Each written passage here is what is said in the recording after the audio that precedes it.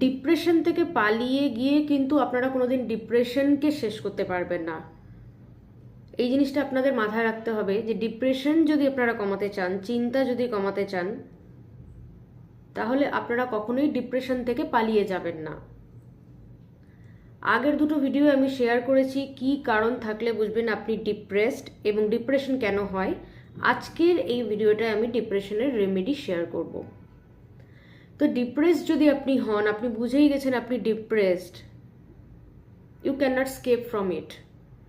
Suppose আপনার reason যদি হয় আপনার অফিসের বস, কিংবা আপনার রিলেশনশিপ, কিংবা এমন কোনো রিজন যদি হয় যেটা আপনাকে ডেইলি বেসিসে ফেস করতে হচ্ছে, তাহলে আপনি সেখান থেকে তো পালাতে পারবেন না। তাহলে ঠিক কী উপায় আপনি নিজেকে ডিপ্রেশন থেকে বের করে আনতে পারবেন? সবার প্রথমে আপনি এটা ভাবুন যে আপনি ডিপ্রেসড। এটা কিন্তু একটা পজিটিভিটি যে আমি চিন্তা করছি এবং আমি ডিপ্রেসড। এই চিন্তাটা যেই আমার মাথায় আসছে তখন থেকে কিন্তু সেটা থেকে বেরিয়ে আসার ফার্স্ট স্টেপ আপনার ক্রিয়েট হয়ে গেল, দ্যাট ইউ আর ডিপ্রেসড। এবার আসছি সেকেন্ড ব্যাপারে। নিজের একটু খেয়াল রাখুন। কীরকম খেয়াল? সাপোজ আপনি গান শুনতে ভালোবাসেন, আপনি ছবি আঁকতে ভালোবাসেন, আপনি সিনেমা দেখতে ভালোবাসেন, কিংবা বন্ধুদের সাথে কথা বলতে ভালোবাসেন, যেটাই ভালোবাসুন না কেন চেষ্টা করুন সেটা করতে। আপনি যে বিষয়টা নিয়ে ডিপ্রেসড সেটা যে কোনো রিজন হতে পারে। আমি রিজনগুলো এর আগে আমি মেনশন করেছি, তাই আলাদা করে আজকের ভিডিওয়ে মেনশন করছি না।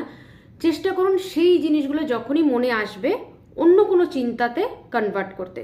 সাপোজ আপনার মনে আসছে যে এই কারণটার জন্য আমার খুব কষ্ট পাচ্ছি আমি, তাহলে আপনি অন্য কিছুতে নিজেকে কনসেন্ট্রেট করার চেষ্টা করুন।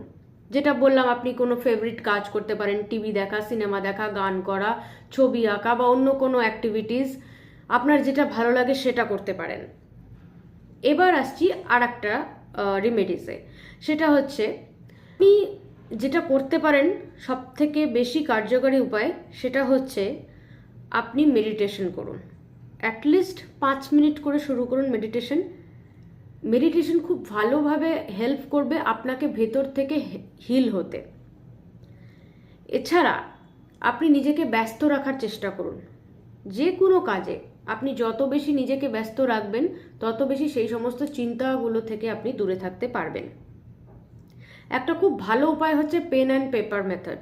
জীবন পঞ্জিকা যেটাকে বলা হয়, সেটা মানুষ আগে লিখতো, এখন অনেকেই ছেড়ে দিয়েছে। আপনি চাইলে আপনি কি কারণে ডিপ্রেসড সেটা একটা কাগজে লিখুন এবং লেখার পরে আপনি সেটাকে ছিঁড়ে ফেলে দিন। যেই মুহূর্তে আপনি আপনার মাইন্ড থেকে সেটাকে কাগজে রাইট